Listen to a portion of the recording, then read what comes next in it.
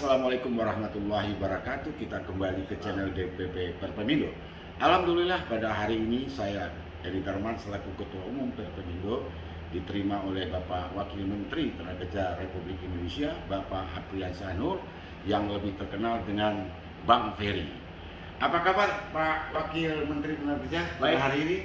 Selamat sore, Assalamualaikum Pak Heri. Waalaikumsalam. Pak Wamen, kok nampaknya pada hari ini saya melihat itu Pak Camin cerah, sangat cerah ini, gimana ini? Ya, harus cerah. Harus cerah ya? Kita ini walaupun capek, letih, lelah, pusing, tetap harus cerah. Pak Wamen, ini alhamdulillah, syukurillah Pak Wamen juga seorang politikus yang cukup andal juga di Indonesia. Kita menyimpan sedikit ya, alhamdulillah PBB lolos nih untuk ikut pemilu 2024 ya, Partai Bulan Bintang. Gimana harapannya Partai Bulan Bintang nih sebelum kita bahas tentang penempatan? Ya, jadi sebagai sekjen yang juga sekarang sebagai wakil menteri tenaga kerja, tentunya saya punya dua tanggung jawab. Sebagai sekjen itu di partai saya yaitu Partai Bulan Bintang, Iya.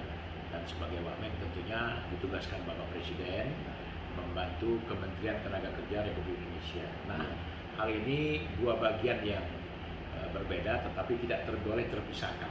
Iya. Oleh karena itu sebagai sekjen, alhamdulillah tanggal 14 Desember kemarin Iya. Partai Bulan Bintang sudah lolos menjadi partai peserta pemilu dan mendapatkan nomor urut angka keramat Pak. Wah, 13 katanya. 13. Saya melihat itu di medsos di grup Pak Wamen cukup semangat Ya, karena bagi saya dengan lolosnya Partai Bulan Bintang yang selama ini lolosnya itu melalui gugatan, Ya. tapi kalau kemarin tanpa gugatan. Dan saya mengucapkan terima kasih kepada semua simpatisan partai, pengurus partai dari Dewan Pimpinan Pusat sampai dengan Dewan Pimpinan Wilayah, sampai dengan Dewan Pimpinan Cabang, ranting dan anak cabang. Ini luar biasa, kerja keras dan kerja semangat. Saya lihat berapa besar optimisnya untuk 2024 ini? Oh ya, Pak. kita punya sejarah tahun 99 sampai dengan 2004 dan 2009. Ya. Kita punya anggota DPR RI. Oke. Jadi kita punya perwakilan di DPR RI. Jadi Oke. saya optimis kejayaan ini akan kita ambil kembali setelah 20 tahun kita puasa. Jadi kita akan menempatkan Pak Edi Darman sebagai kader-kader terbaik untuk duduk di Senayan. Luar biasa itu. Mewakili negara, mewakili rakyat untuk membesarkan dan membuat kejayaan partai serta kejayaan rakyat Indonesia. Luar biasa. Gitu Pak. Semangatnya Sekjen Partai Bulan Bintang. Kalau tidak salah, Pak Heri ini sering disebut Kanjeng Heri. Oh iya, lebih terkenalnya Kanjeng Heri. Kanjeng Heri, ya mantap. Iya. Saya melihat memang tahun ini, setelah saya melihat di Sekjen ini luar biasa. Saya pernah kami pernah berkunjung sama Sekjen dulu sama Ketua Umum Proporsional ke Malaysia, tapi tahun ini nampaknya Pak Wamen, Ya. baru ini Pak Wamen selaku Wakil Menteri Tenaga Kerja membuat satu gebrakan yang mana ini menjadi viral terutama di kalangan P3I. Pak Wamen langsung turun ke Airport Soekarno-Hatta untuk melakukan sidak. Ternyata di situ apa yang kami baca, Pak Wamen itu melihat ada 63 warga negara Indonesia.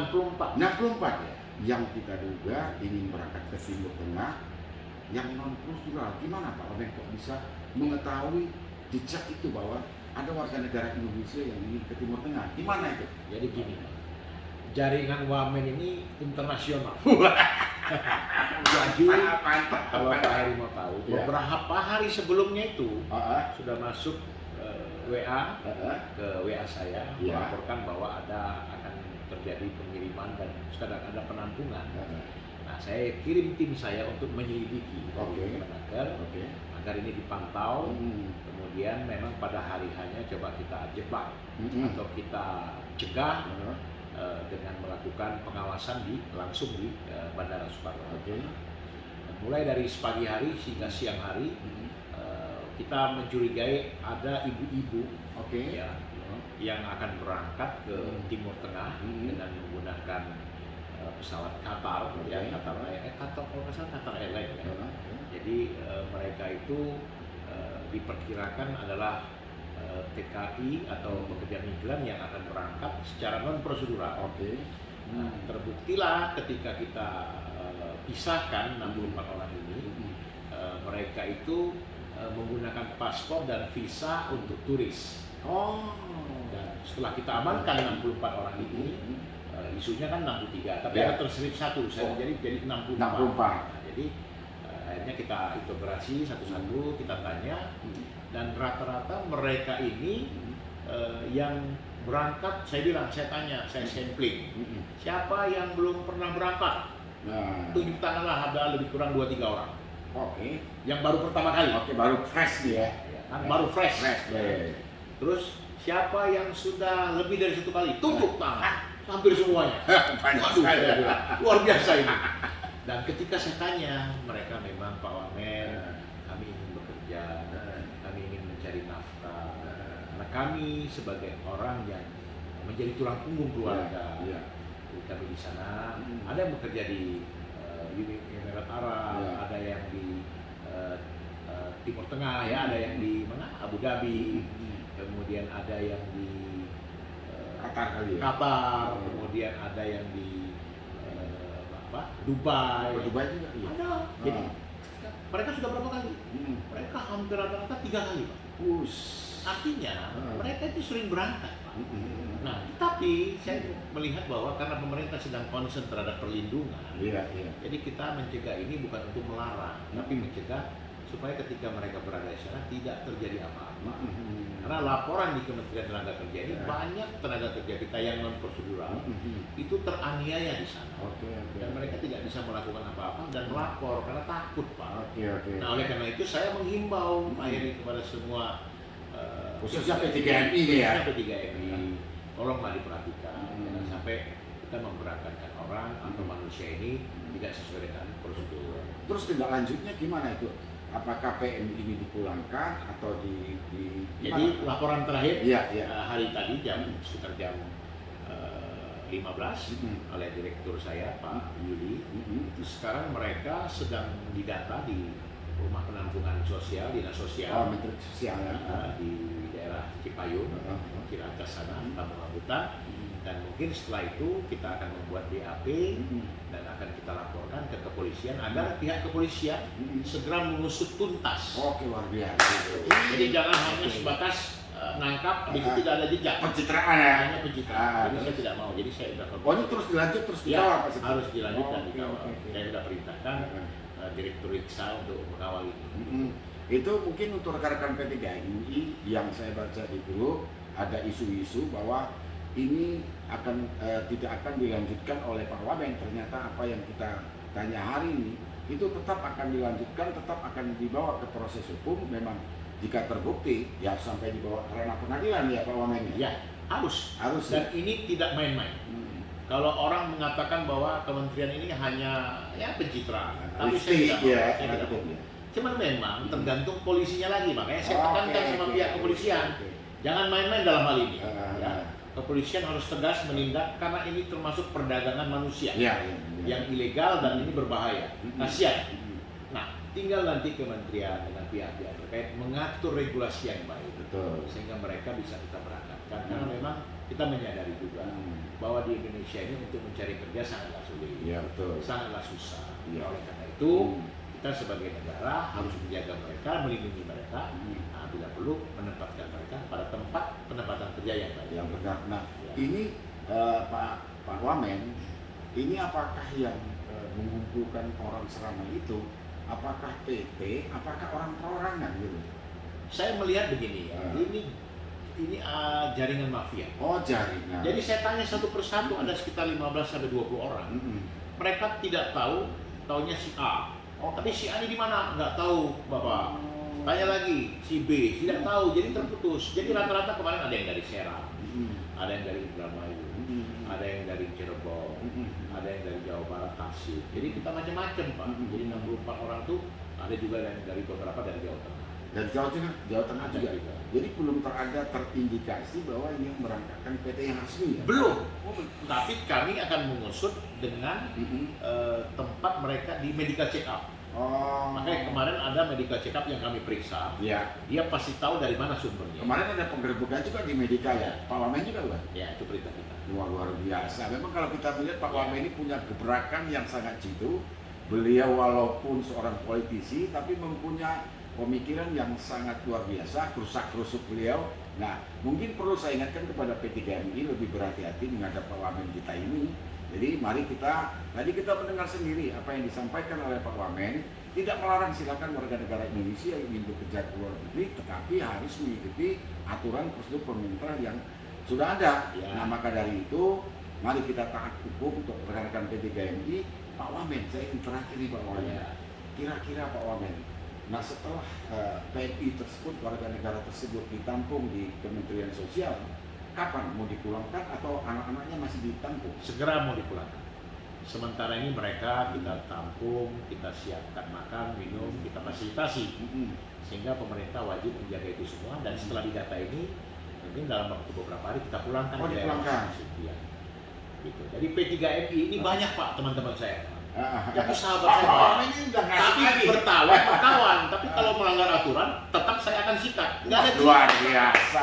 Lu kawan-kawan, tapi kawan jangan menyusahkan kita.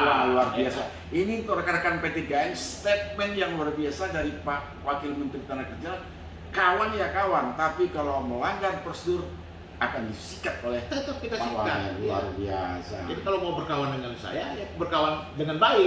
Ihdinas siratal mustaqim, ke jalan yang lurus. Jalan yang lurus. Ya, Pak Wamen, cari untung boleh, tapi jangan membuntungi orang. Ya, gitu. Jangan sampai menyusahkan orang.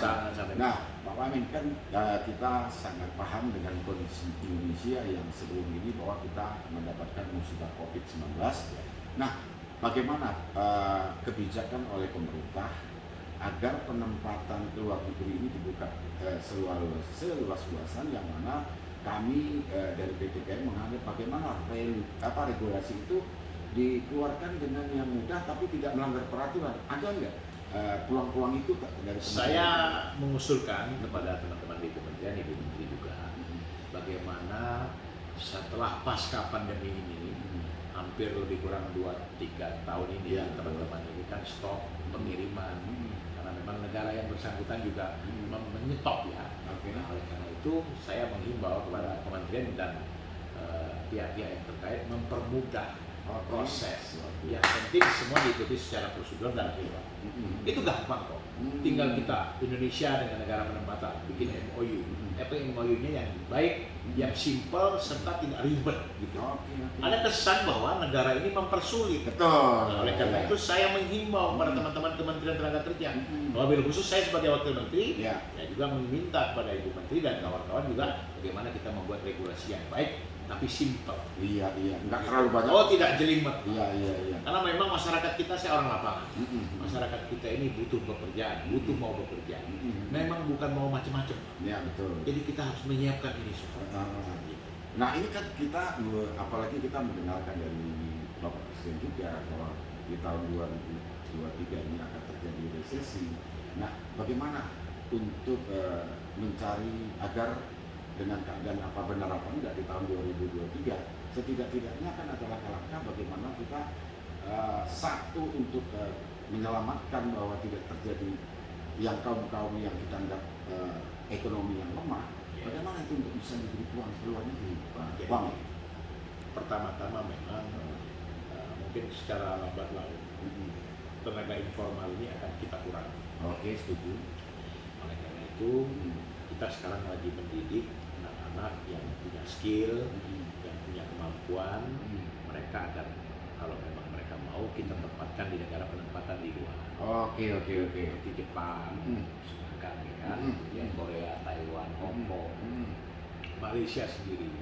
Namun minimal mereka harus punya skill. Jadi kita harus mengurangi. Jadi tema saya gampang. Tadinya ibu atau bapak yang berangkat, sekarang anaknya yang berangkat.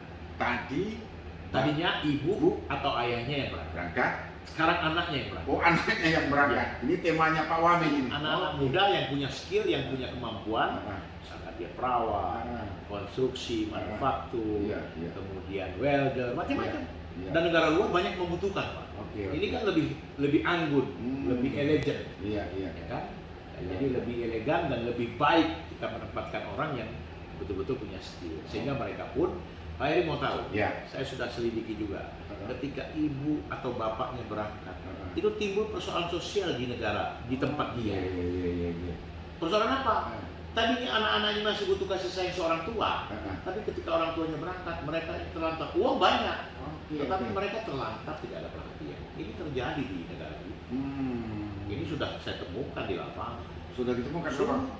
Lo kok sampai di situ, Pak? Pak Wamen sampai sedetail itu? Iya, karena ini intelijennya berarti kiri kanan kuat dong. Betul, jadi informasinya dapat dan saya orang lapangan, saya langsung ke lapangan. Oke.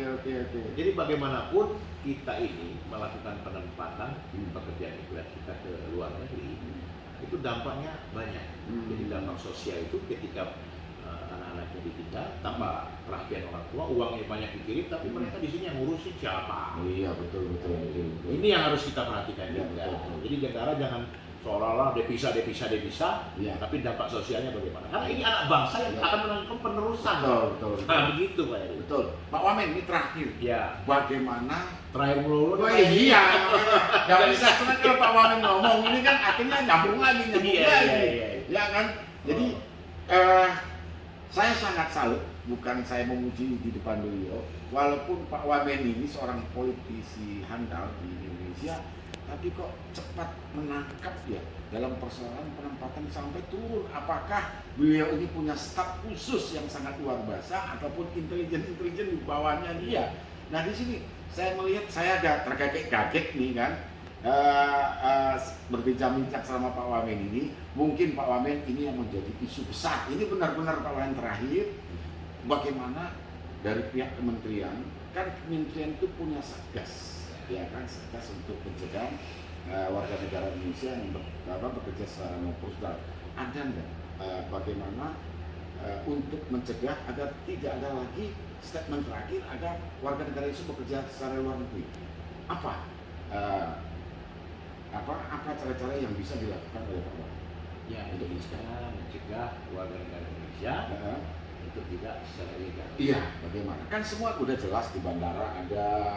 Bagaimana ini kan pintu terakhir kan di imigrasi, tapi masih ada aja Pak Wamen. Ini kan menjadi satu keresahan. Karena apa? Jika ada warga negara Indonesia yang bekerja secara ilegal, itu berdampak kepada P3MI. Nah, disinilah terkadang menjadi satu keresahan terhadap P3MI. Padahal yang tadi Pak Wamen bilang, itu belum tahu PT yang berangkatkan. Nah, ini bagaimana Pak Wamen? Ya saya pikir gitu. Kita juga mengajak dan mengimbau P3MI untuk sama-sama kita cegah ini. Ya kasih informasi yang seluas-luasnya kepada kita. Karena gini Pak, P3MI yang lebih paham. Oke, mantap. Penempatan di sana kan P3MI juga paham. Di Timur Tengah, baik di Korea, di Taiwan maupun di Malaysia kan sudah ada agensi-agensi jaringan. Iya. Pasti ada sindikat yang mendukung Pak. Iya. Gitu. Mungkin apa nggak ada suara presiden nih langsung saya bilang sama Bapak Presiden, saya akan fokus di PMI sama pekerja migran sama ini Pak, serikat pekerja. Serikat buruh. Beliau merestui itu. Iya. Jadi Pak Wamen sempat bercerita juga Bapak Presiden gitu ya, dalam hal untuk mencegah warga negara Indonesia. Ya mungkin itulah perbincangan kami dengan Pak Wamen, Pak Apriansyah, cakep luar biasa, banyak hal yang kita serap di sini. Terutama beliau trust, yang pertama itu yang paling mantap pembicaranya adalah berteman sama Pak Wamen, P3MI, jangan coba-coba melanggar peraturan, akan beliau sikat. Nah itulah statement yang paling luar biasa, beliau tidak segan-segan untuk menyikat ataupun menyeret P3MI yang menempatkan warga negara Indonesia secara ilegal. Mungkin itu yang bisa kami sampaikan. Terima kasih. Kurang dan lebih mohon maaf. Wassalamualaikum warahmatullahi wabarakatuh. Mantap. Terima kasih Kang Heri. Selamat sehat selalu.